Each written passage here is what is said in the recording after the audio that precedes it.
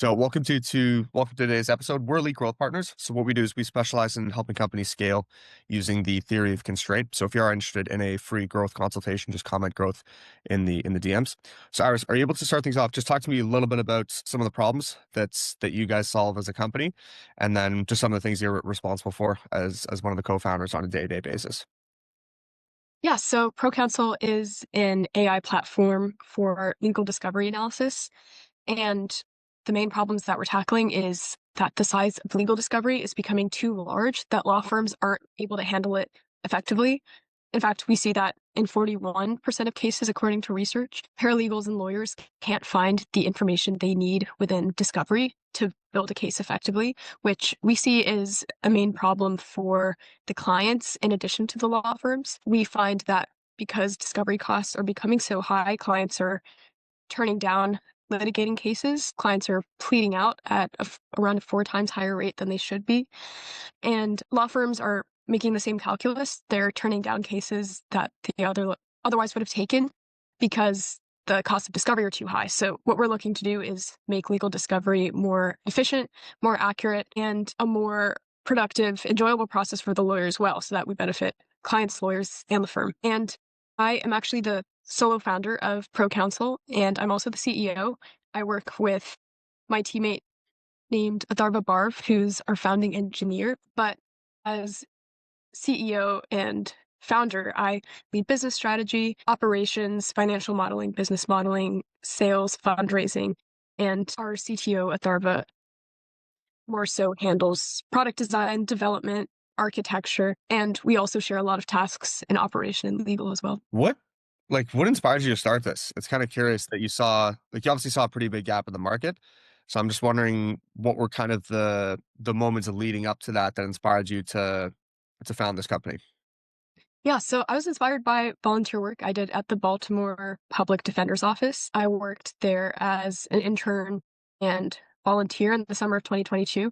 And as a volunteer, my main responsibilities were related to handling the legal discovery behind the cases. So I was in charge of printing out hundreds and thousands of pages that were involved in discovery. I think at the time the office was dealing with discovery more manually, so it involved a lot of printing, and I would manually try to sort all the discovery in chronological order, come up with summaries, manually categorizing the files as well. And at the same time, I was studying computer science at Johns Hopkins University, specifically with a focus in AI, and the idea kind of came to me of that these discovery related processes are pretty repetitive and rule based, and I wonder if AI is a good tool to be automating and improving some of these workflows. So you knew the whole time that you were going to be targeting law firms. Is that correct?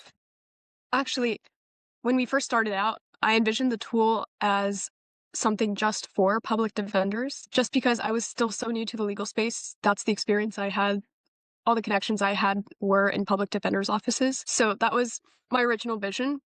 But as we started meeting with lawyers in the private space and in other practices of law, something that stuck out to us right away were lawyers in personal injury, tax law, family law. We realized that this product could be much bigger and a tool for all lawyers. Mhm. That's interesting because I know there's been a few startups that we've interviewed where they develop the product and then they're trying to find out who they can target. So there's like a huge testing phase that goes on in the beginning and they don't know who their ICP is. Like they just don't know who they're targeting. They don't know exactly what problems they're solving. Whereas I feel like you were the opposite, where you identified a pretty specific problem in the market.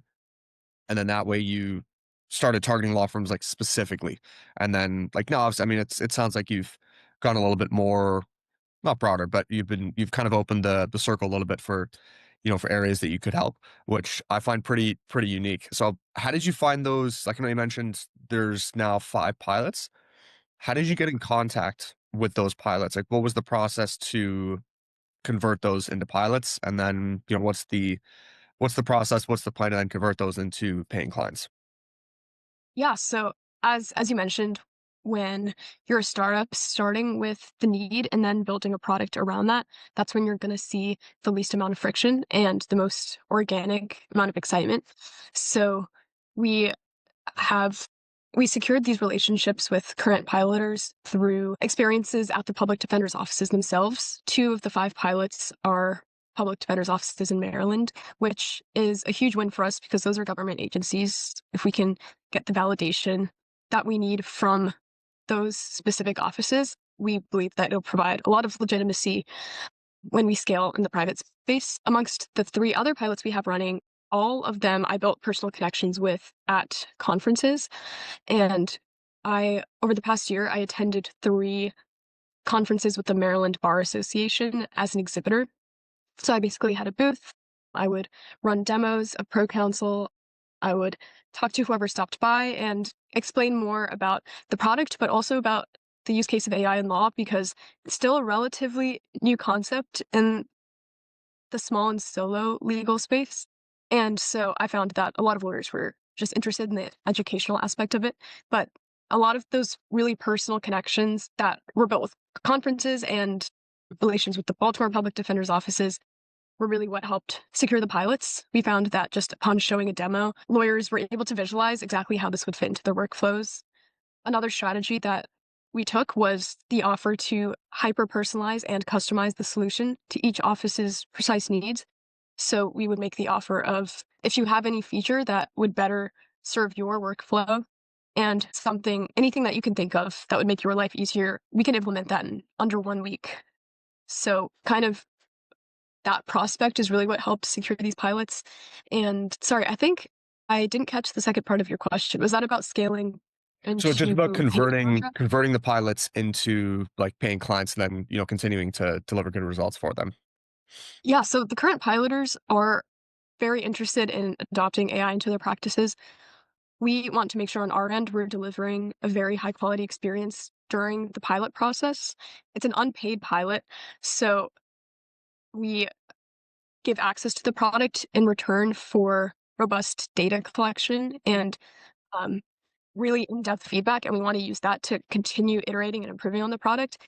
And we believe that a successful pilot will speak for itself. If the law firms are happy, they'll convert, and we'll use the data that they provide and the testimonials to market ourselves at other conferences, publications, and overall just add legitimacy. No, that sounds good. I like that process because I know like case studies and testimonials, just having that bit of social proof is massive, especially in today's age with there's definitely a lack of trust out there in the market. So what are some other marketing efforts that you guys are doing right now? So I know you mentioned that there's, 3 conferences that you went to in person, and then there were some just relationships that you built. Are you guys doing any marketing outside of that to just bring awareness to what you guys are doing? Yeah, so we actually also attended a 4th conference outside of the Maryland Bar Association this year. That was with EY and Legal Tech Hub, and it was more of a legal tech focused conference. So that was another outlet. One more is we were featured in a publication with the PG County Bar Association journal. So they release a news journal every month, and I had the opportunity to write an article that was featured on one of the pages in that publication. One other outlet that we're exploring is that lawyers need mandatory legal education hours called CLE, and we're hoping to find an opportunity to kind of take on a more educational aspect of talking about the product and be one of those speakers and kind of continue engaging with market education while also kind of marketing the benefits of our product. I think what's going to be the strongest for us is the word of mouth and referral network, especially as we're continuing to grow organically in the small and solo firm space. So we're relying on referral bonuses and discounts. And honestly, the piloters that we're working with are so excited about the product that they're telling us, if all goes well, they're happy to refer us to a friend or colleague. Amazing, amazing. So what do you think are kind of the next like what's the next milestone that you guys are trying to hit? Like I'm sure you've got like insanely high goals for this. You probably want to scale this to the moon. So what are kind of the short-term goals like in, maybe 6 to 12 months from now? And then I'm curious to hear your thoughts on like what is the end goal when everything's kind of said and done. Yeah, so 2 major short-term goals. One is we're looking to raise our first seed round for 500, and what that's going to bring for us is a dedicated sales team, and we're also looking to bring on additional software developers to have dedicated focus on all the parts of the product, things like bug testing, front end architecture, cloud management. I think that will really help us turn changes around and be as smooth as possible for pilot success. Sales reps are also going to be key for us. We're looking for people who have already built up a strong network in the legal space to help build those connections. The other big goal in terms of traction is we're hoping to close our first paid contracts early in 2026, whether that comes from the existing pilots that we have running or it comes from referrals within the network that we've been building up over the past year. But our long-term goal is we see ProCounsel as a tool not only for lawyers, but in the e-discovery space as a whole. So we see a lot of use in insurance, healthcare, banking, audit, supply chain, any practice that deals with a high volume of unstructured data that the workflow involves synthesizing data, extracting insights, improving productivity of all of those manual processes. We definitely see a use case for our product. Interesting. That's pretty cool. So it's like you're starting very niche, but then at the same time, like you got a vision for a lot of other areas that you guys seem to fit. What's been your opinion on outbound efforts? So I know that's been something that's come up recently in some of our podcasts. Is that something that you guys are doing? Is that something that you think is going to allow you to scale to, to hit that next benchmark? Or do you think it's just a case of like getting these pilots successful and then just relying on word of mouth and referrals? Could you elaborate more on the outbound efforts? So just any sort of like cold calling, email, like even just doing paid ads, SEO, any sort of those like kind of traditional marketing efforts, or you're strictly just putting your time and efforts towards the products and then the just developing those relationships, word of mouth, and referrals. Yeah, so actually what you're describing was our primary strategy when we were just starting out, but we're finding that that's something that we want to table until a little bit later. The small and sole legal firm market is a bit tricky because it is so tight-knit and relationship-based that we're finding that the most success is coming from organically built relationships. And like one example of an interaction was I met a family lawyer at a conference recently at the Maryland Bar Association conference. And I was talking about setting up a pilot or a free trial. And then he said, if my colleague likes it, I would go for it because in this particular market, we're finding that it's quite risk averse. It's a bit behind in the tech wave as well. So building trust is key through personal relationships and proven metrics. Once we begin scaling beyond the small and solo firm space, that's when we think outbound efforts are going to have a lot more return for us. Interesting. So what do you think's the biggest blocker or constraint that'll prevent that from possibly happening? I think our main challenge right now, honestly, and I think all startups can relate to this, is the need for capital. We have very ambitious goals to scale in the coming year, and we have been very successful in raising non-dilutive capital up until now, which has helped us bootstrap all of our operations and our development and sales. But I think securing the capital that we need to meet all of these goals, to attend more conferences, secure more publications, create budget to keep running these free trials and pilots to build trust and really demonstrate our value add before making a sale. I think that's going to be our biggest challenge in the near term. How have you guys, and like if you like we can leave this out, just let me know. But how much have you guys currently raised? And then yeah, I just want you to kind of talk to me a little bit about that because I know that there's been a few startups that we've spoken to that have really, really struggled with that.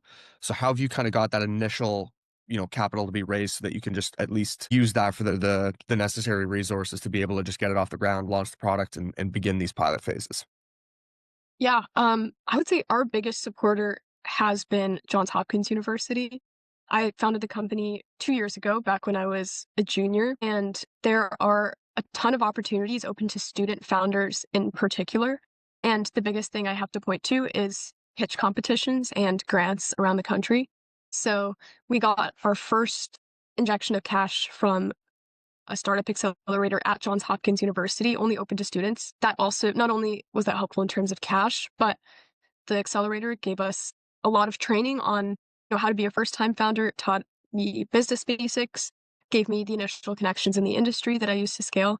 And beyond that, that started building the momentum for we won 25K grant at the Texas Christian University pitch competition a couple years back. There was another 20K grant we won from Johns Hopkins University called the Single Family Award.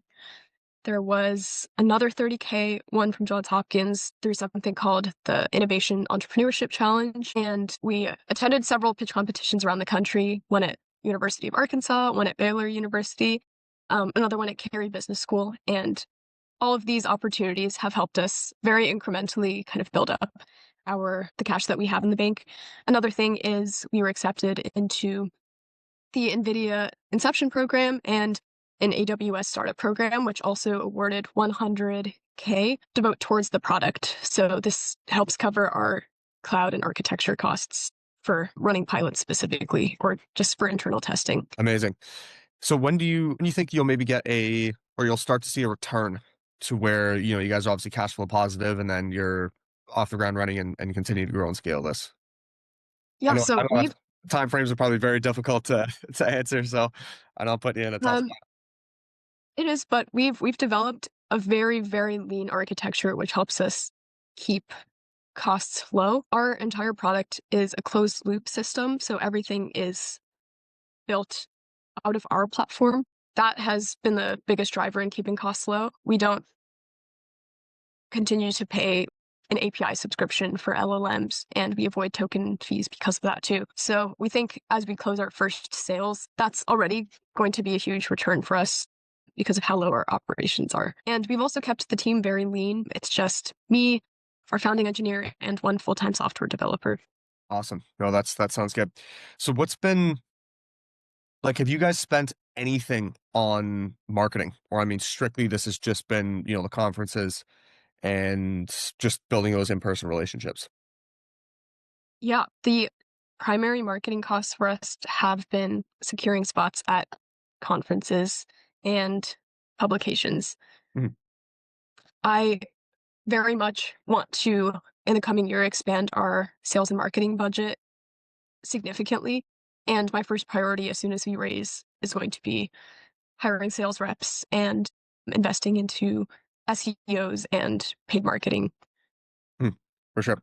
So what kind of impact do you think the sales reps will have in terms of like how do you envision them bringing business and opportunities to your company?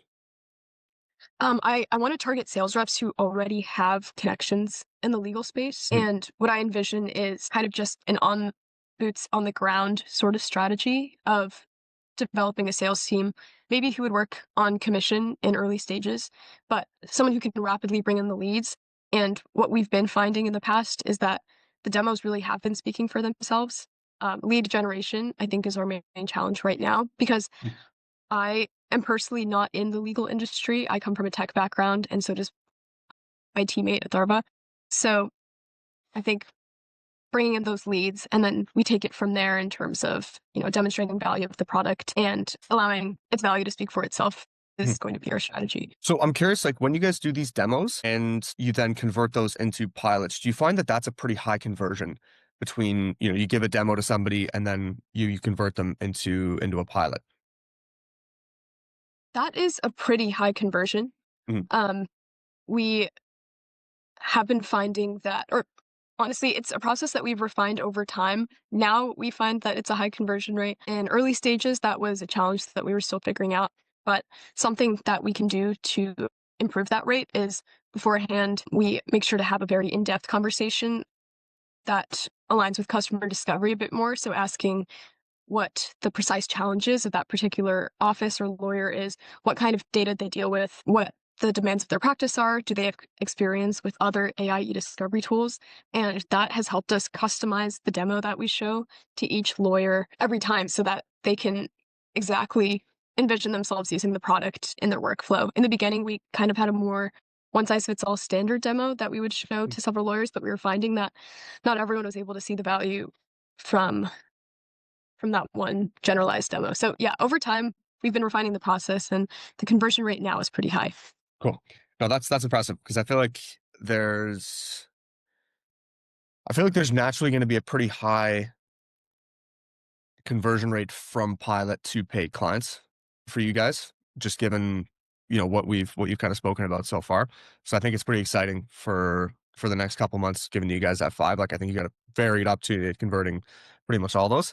The the last thing I wanted to ask you is if you could go back in time to where you started this whole journey, what would you do differently if you would do anything differently?